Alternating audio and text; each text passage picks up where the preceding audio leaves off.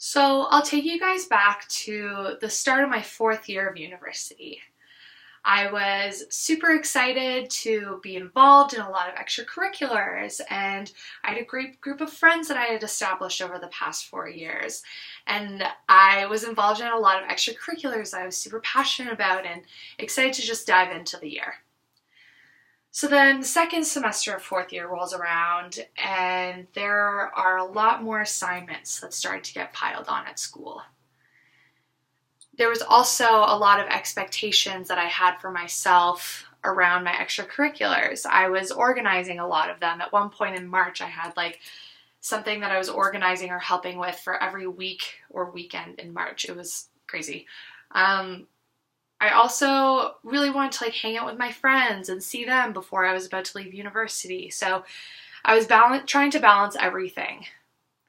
And my time management wasn't very good. And I wasn't really sharing with anyone how I was doing. It was funny because I was involved in all these mental health advocacy programs or support groups and encouraging other people to talk about their mental health and how important it was. But meanwhile, I wasn't talking about my mental health and how it was affecting me. So it got to the point where I was very overwhelmed, and I actually started isolating myself from my friends. And I stopped doing the things that I used to love doing, like running and yoga and swimming.